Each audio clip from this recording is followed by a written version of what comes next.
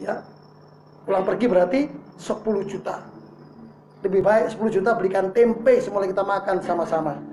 Nah saudara, saya 1 istri dan anak saya perempuan 3 semua. Mereka ada di sana. Dan puji Tuhan dalam perjalanan waktu, lepas waktu saudaraku dari tahun 2011 kami pulang ke Pulau Leti. Lalu disitulah kami mulai melayani Tuhan dengan mengembalakan cukup 5 orang saja. Ya, ini tema firman Tuhan, tetap setia. Tetap setia, sama-sama dengan saya katakan tetap setia. Sama-sama tetap setia. Saudara, Tuhan bawa saya dari kota Karawang ke Pulau Leti yang terpencil, yang lampunya menyala 2 hari sekali. Tidak ada mall, tidak ada pasar. Siapa mau ke sana? Pelayanan? Kadang-kadang mau. Saudara, tapi Tuhan tempatkan saya di sana untuk saya membangun pekerjaan Tuhan, untuk memberitakan Injil di sana, untuk membawa orang di sana mengenal Tuhan, dan membawa orang di sana mengalami pemulihan. Makanya gereja saya dikasih nama Gereja Bethel Indonesia Grace Family Home. Agak keren walaupun di kampung, tapi agak Inggris sedikit. Grace Family Home, rumah keluarga anugerah. Baru di bawahnya House of Restoration, rumah pemulihan. Karena bagi saya gereja adalah bengkel. Setuju? Gereja adalah tempat di mana orang rusak masuk ke bengkel, dibenahi, dipulihkan, pulang kembali, dalam konteks dipulihkan Tuhan. Saudara, Tuhan bawa saya mulai tahun 2011, terus gembalakan Tuhan bawa kami kepada 5 orang saja, terus sampai sekarang kurang lebih 60 orang. Kami tidak muat 15 kakak, dan sementara kami lagi proses bangun, saudara, bangun gereja yang dikasih tanah luasnya 60 kali 40. Proses sekarang sedang membangun, dan kami akan bangun 1 gereja di situ dan 1 sekolah di situ. Wah, luar biasa Tuhan. Amin. Saudara, sekian waktu Tuhan bawa ke sana. Sekian waktu Tuhan bawa dengan istri saya ketika kami keluar di Kerawang, ke Leti nggak punya apa-apa, saudara.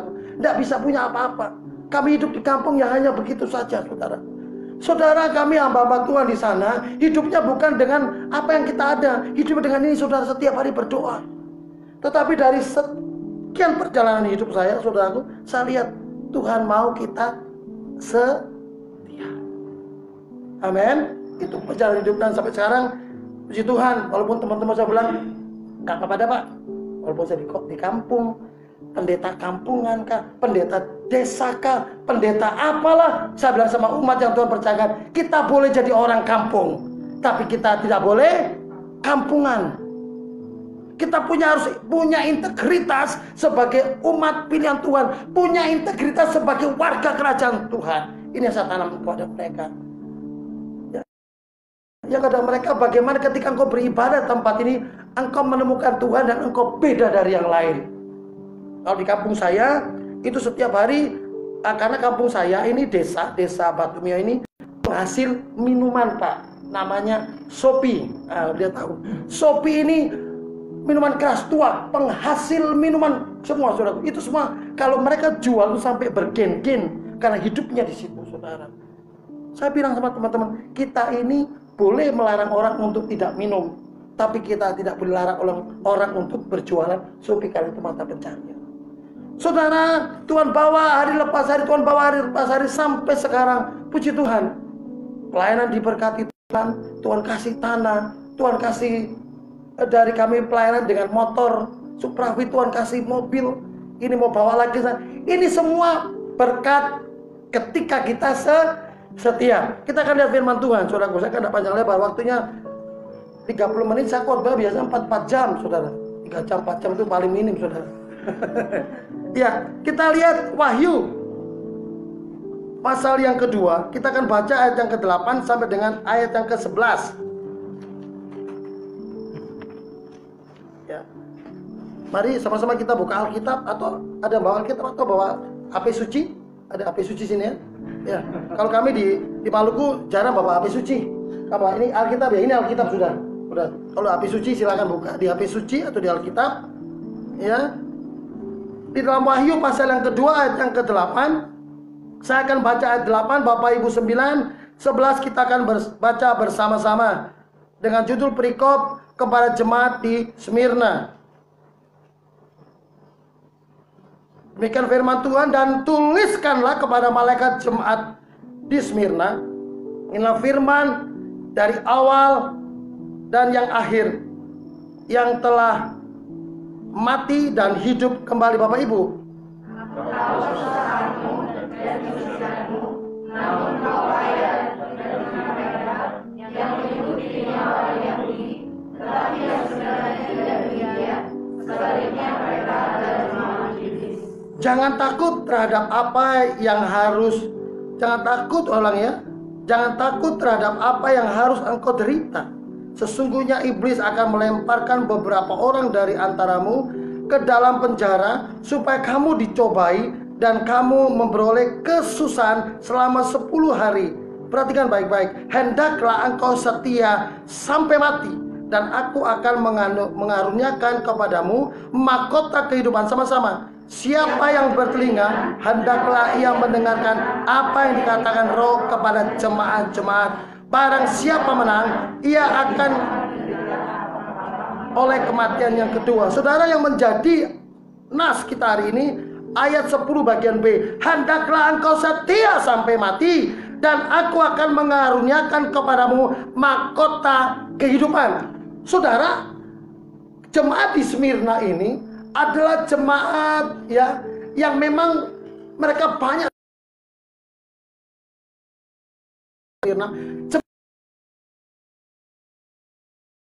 diejek, difitnah.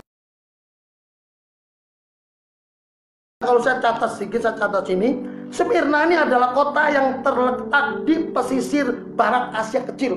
Itu Smyrna, saudara. Lalu dalam catatan saya, kota ini indah, megah, luar biasa hebatnya. Tetapi saudaraku, kota Smyrna ini mengajarkan untuk semua orang, semua masyarakat menyembah kaisar. Hebat kotanya, saudara. Saudara, dalam perjalanan Rasul Paulus, kemungkinan jemaat Smyrna ini dibangun oleh Rasul Paulus sekitar tahun 53 sampai 56 Masehi. Saudara bisa baca di Kisah 19 ayat 10 nanti baca. Jadi Rasul Paulus mendirikan jemaat di Smyrna ini, dan kemudian digembalakan oleh Polikarpus. Dalam perjalanan Polikarpus, saudara perhatikan, akhir daripada kehidupan Polikarpus, dia harus dibakar hidup-hidup. Karena diperintahkan untuk menyebut kaisar itu Tuhan. Tetapi Polikarpus, dia tidak mau menyangkal itu. Dia tetap Tuhan ya Tuhan. Dia tidak mau menyangkal, dia tidak mau menyembah kepada kaisar, sehingga dia harus dibakar hidup-hidup. Saudara, ayat ini menceritakan sekali bahwa begitu setianya Polikarpus sampai dia harus mati dibakar, mempertahankan imannya, mempertahankan kepercayaannya kepada Kristus, untuk tidak menyembah kepada dewa, untuk tidak menyembah kepada kaisar. Saudara, kalau kita lihat sekarang ini, kalau kita lihat orang kaya banyak, orang banyak duit banyak, saudara. Orang di mana-mana sekarang banyak duit, cewek cantik banyak.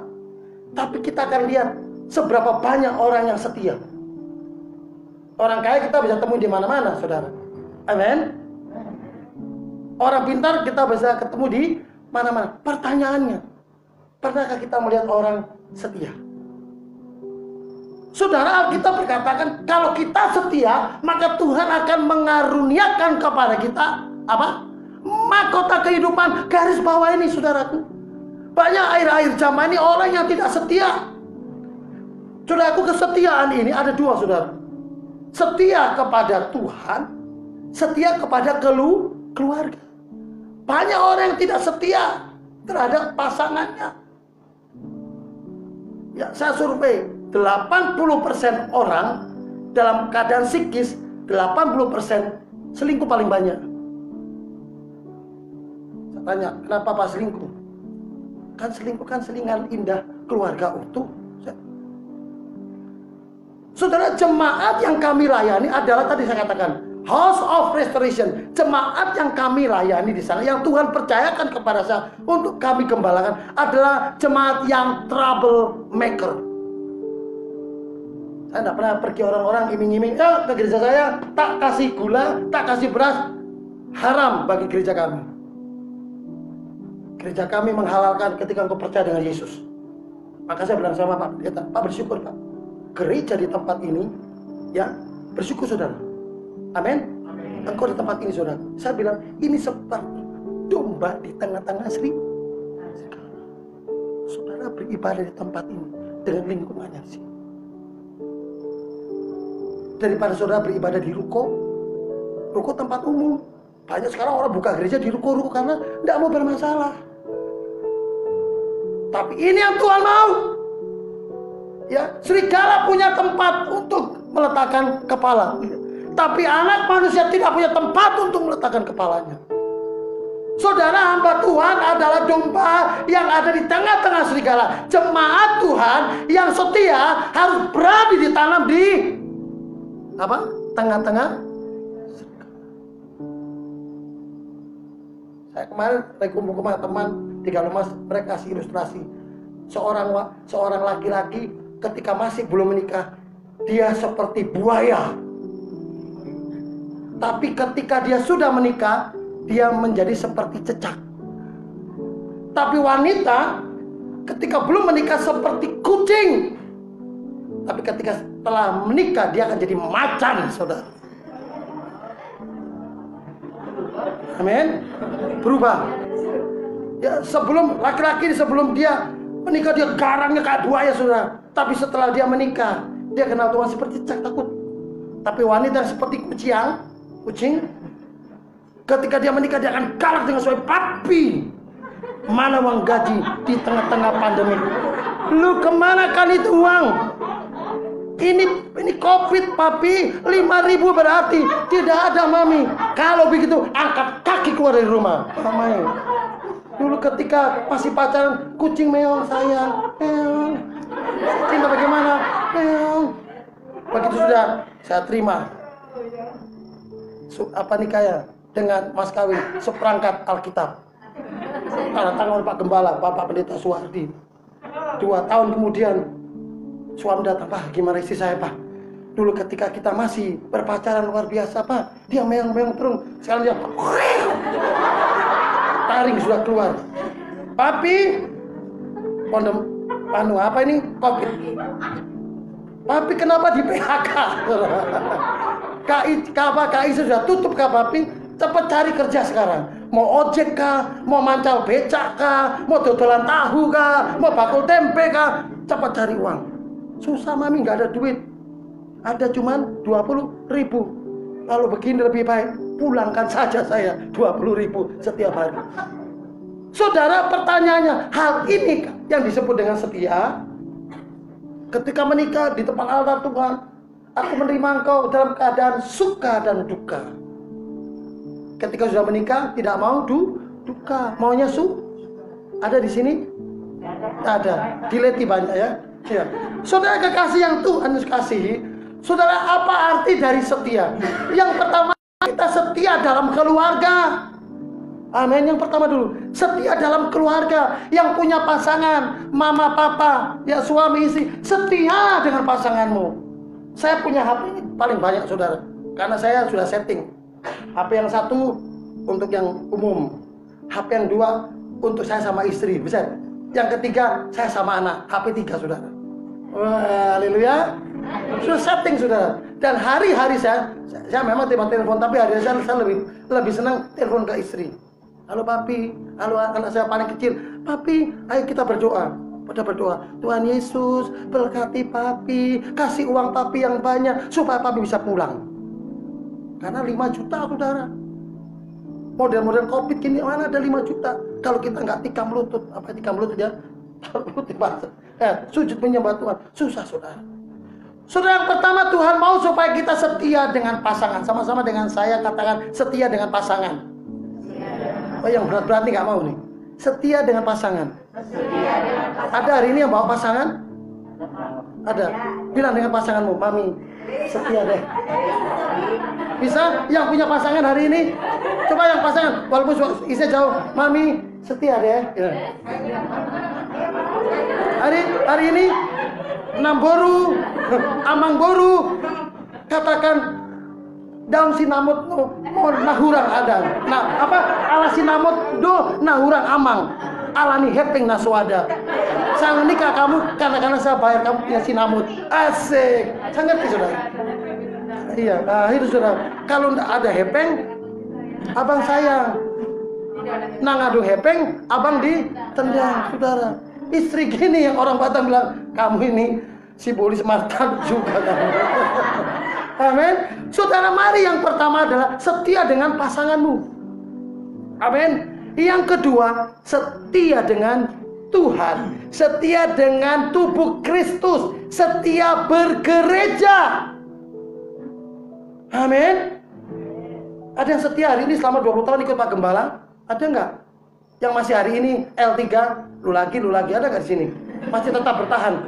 Ada? Coba yang saya mau lihat yang 20 tahun bertahan, angkat tangan. Yang bertahan. Luar biasa. Yang baru-baru.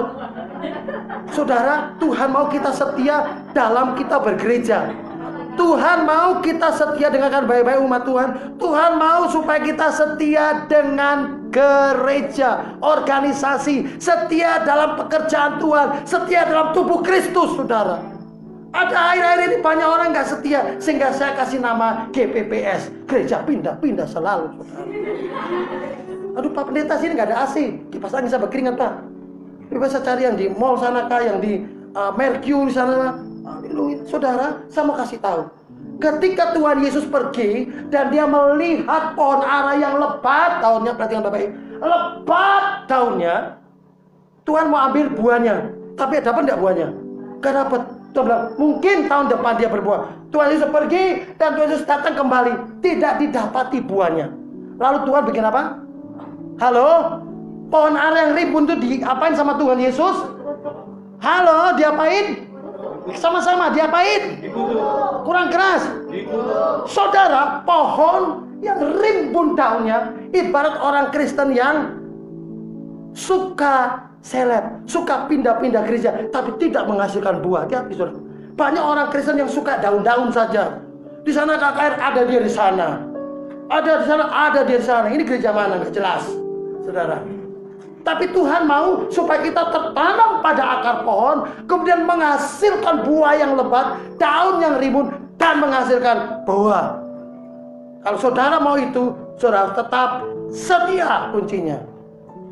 Saudara, saya bersyukur 9 tahun saya setia di Pulau Leti. Memang awalnya gejolak, saudara. Pindah di pulau, di satu tempat yang tidak ada mall, yang tidak ada apa-apanya.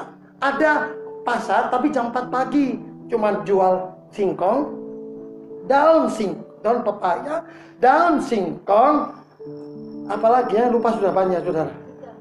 Ikan itu sudah tiap hari, saudara. Kita pergi belanja dengan pakai senter di kepala karena jam 4 pagi.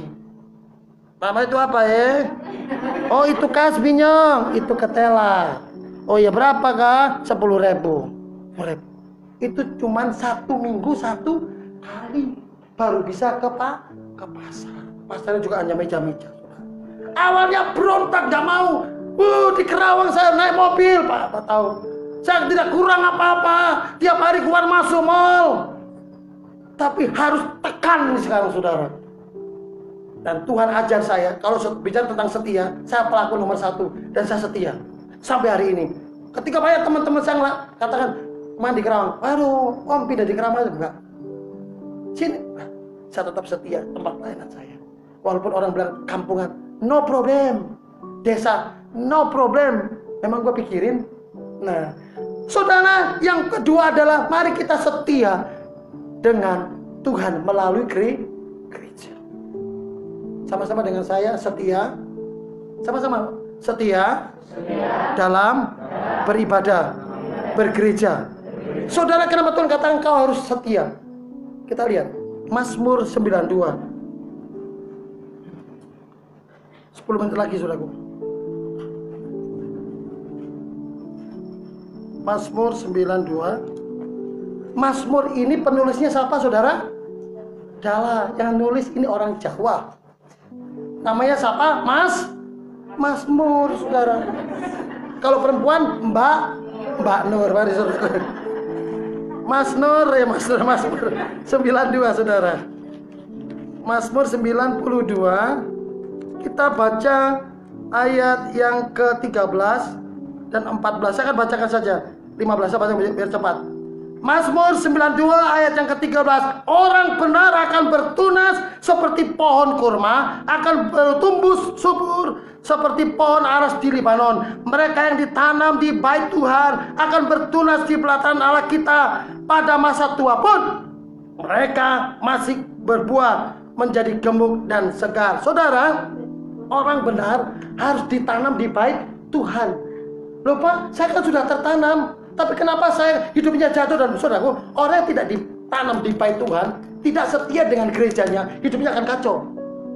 Saya kasih tahu, hari ini yang pindah-pindah gereja stop di sini, saudara. Karena Alkitab bilang, bukan kata saya. Orang benar dia harus ditanam di pelataran Tuhan, di bait Tuhan. Kenapa? Karena sampai masa tua dia akan menghasilkan buah sampai luar biasa. Saudara, orang yang tertanam ini akan lebih gampang dikontrol. Suka, duka, tetap setia. Setialah sampai mati. Seperti Tuhan Yesus. Setia sampai mati di GKIN. Saya masa muda saya habis di gereja ini, di Malang sana. Saya kemudian di GKIN. Saya retreat di SAN.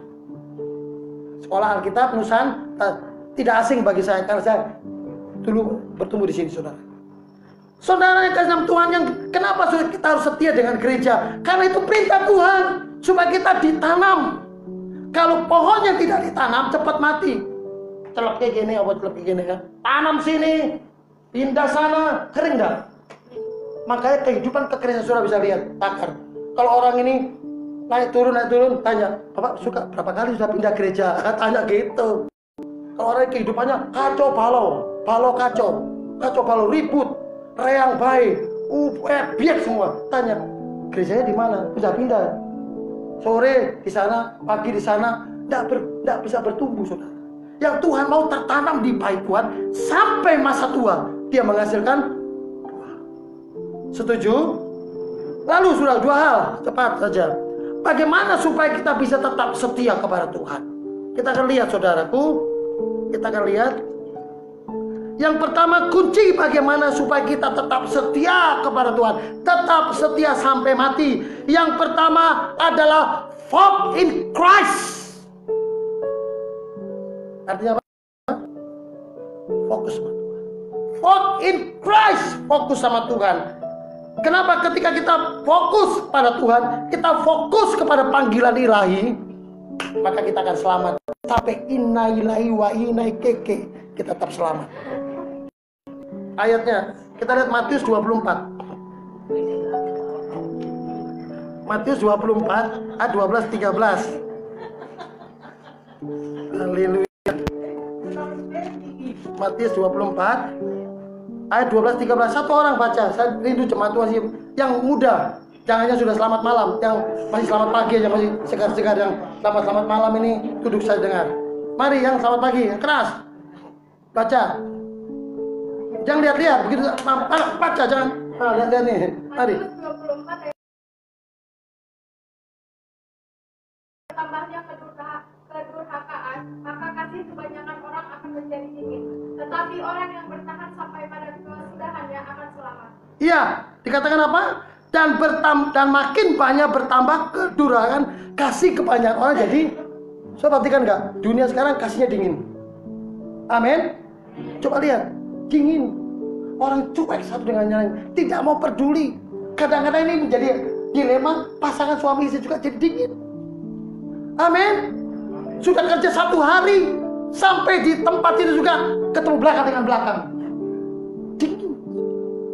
Kenapa? Banyaknya kejahatan, banyak kedurhakaan, saudara. Kasih kepada orang semakin dingin. Tapi yang Tuhan tuntut apa, saudara? Ayat 13.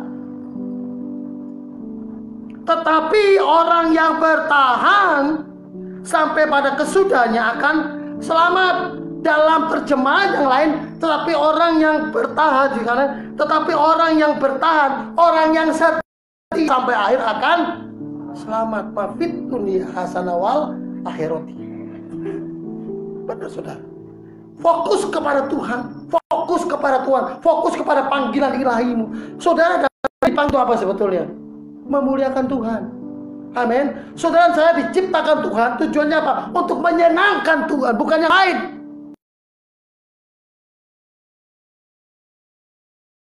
Fokus kepada panggilan. Di mana kamu dipanggil? Di keluarga. Di mana kamu dipanggil? Di dalam gereja. Amin. Tujuan hidup kita cuma dua hal ini aja. Keluarga dan gereja. Karena apa? Yesus datang mencari mempelai. Siapa mempelai? Umat dan jemaat Tuhan. Saya tidak akan panjangkan 5 jam, saudara. Yang kedua, saudara, bagaimana supaya kita kunci jadi tetap setia? Yang pertama, fokus sama-sama dengan saya. Fokus kepada panggilan ilahi. Sama-sama 3, 2, 1.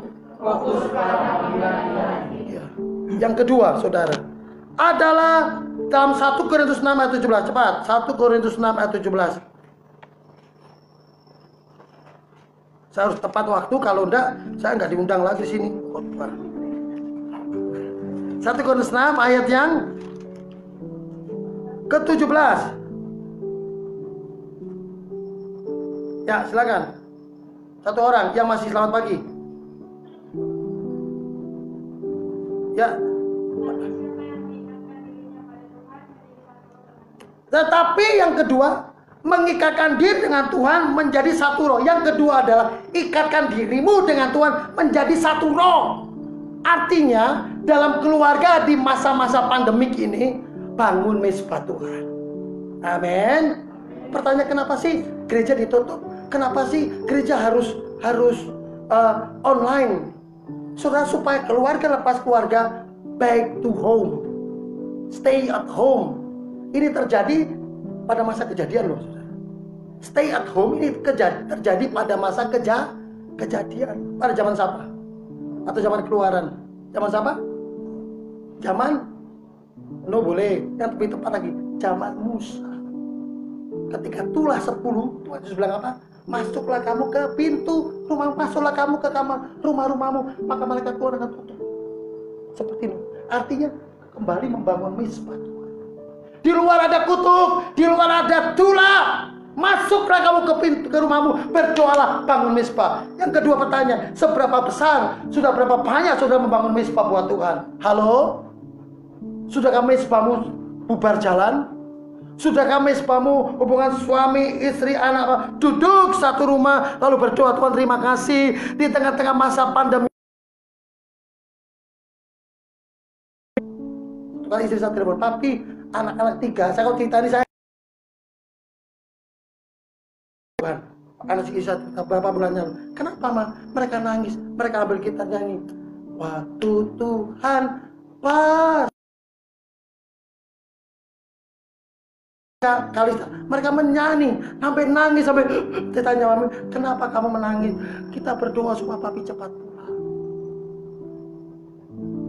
Kalau siap malam jam 10 saya terima-terima, halo ya, oke, mau tidur ya, kakak berdoa, Tuhan Yesus tolong papi, berkati papi dan sebagainya. Udah tengah anak saya nomor 2, pengicut hati papi, buat papi tetap kuat, banyak uang, beli robot-robot buat Kisya. Wah, ini yang nomor 2 ini, saudara. Yang ketiga, berkati anak kami, anak saya dengan istri, kami belajar untuk berdoa. Doakan papamu. Saudara, akhir zaman ini yang hilang. Amin. Sudah virus, stay at home, income tidak ada, PHK lagi, riweh, pusing, lupa Tuhan. So, Tuhan mau di akhir zaman ini, mari keluarga-keluarga kembali mengikatkan dirimu dengan Tuhan, setia dengan perkara kecil. Saya percaya ketika saudara membangun mezbah Tuhan, maka Mazmur 91 berkata, engkau akan dihalaukan di setiap malapetaka, ya, tulah tidak akan menimpa engkau, penyakit menular tidak akan menimpa engkau, tapi engkau akan diberkati. Yesaya 45 berkata, Tuhan akan memberkati, dia akan membuka semua palang-palang bersih. Amin. Saudara tetap percaya kuasa Tuhan di tengah-tengah pandemik. Walaupun semua suku bunga, walaupun ekonomi anjlok, tapi saudara tetap dipelihara Tuhan. Saya salah satunya orang yang dipelihara Tuhan. Ketika saya datang tidak ada apa-apa, saudara. Tapi ketika saya kerja, saya bantu teman dalam pekerjaannya sedikit-sedikit. Saya punya mobil Innova yang saya bawa. Haleluya. Saudara. Amin. Itu karena apa? Kita berdoa pada Tuhan. Semakin banyak berdoa, semakin banyak berkat. Sama-sama dengan saya katakan, semakin banyak berdoa, banyak berkat. Sedikit berdoa, sedikit berkat. Yang Tuhan mau hari ini, mari kita tetap setia sama Tuhan. Amin. Jemaat di Smyrna, bahkan Polikarpus menjadi gambaran bahwa dia setia kepada Tuhan. Dia tidak mau menyembah, dia tidak mau berkata Kaisar itu Tuhan, tapi dia tetap setia kepada Tuhan walaupun harus mati dibakar. Yang kedua adalah bagaimana supaya kita bebas, bagaimana supaya kita bisa mengatasi. Kita tetap setia kepada Tuhan. Walk in Christ. Fokus sama Tuhan. Amin. Jangan fokus sama cowok. Amin. Saya sedikit untuk mengakhiri khotbah saya, saudara, saya punya anak youth, anak muda yang masih SD. Saya katakan, mereka tidak pernah sebut saya Pak Pendeta, mereka sebut saya itu Papi. Saya Papi mau tanya, siapa yang masih pacaran? Ini Papi. Siapa lagi? Masih pacaran? Kasih putus ya. Kasih putus. Bang, kasih putus. Kalau mau di altar ini, kasih putus. Kenapa? Jodohmu enggak kamu cari. Jodoh Tuhan yang kasih. Saya tanya, Adam ketika dapat Hawa, apa Adam cari-cari di mall, aduh, mejeng? Atau ada apa lagi prepet cewek-cewek udah pasang softline ini, main. Ya gaya mata sudah beda. Belum pasang softline, masih biasa lihat pas Gembala. Ketika pasang softline, selamat pagi Pak Gembala. Supaya tahu bahwa dia pasang softline, terpasang nggak boleh. Pelayan Tuhan di tempat saya untuk laki-laki pelayan Tuhan, anak muda, youth. Saya memang tekankan tuh anak muda, tidak boleh pacaran. Jodoh Tuhan yang kasih. Adam itu dibawalah Hawa, diterke, dibawa itu nan tulang tuh. Ini tulang dari tulangmu. Oke, berarti lu anak amang guru. Ini guru. Dibawalah tulangnya kepada pasien-pasien, saudara. Saudara, Tuhan mau supaya apa? Tuhan diri yang bawa cewek, bawa jodoh. Tidak usah cari-cari. Kalau usah cari jodoh gagal, saudara. Amin. Hari siapa suka cari-cari jodoh? Bertobat dalam nama Yesus. Amin. Yang suka keluar pergi mall, pergi resinda. Hai. Amin. Amin. Amin. Cukup? Tambah lagi? Jangan, saudara. Ya, mari tundukkan kepala kita berdoa.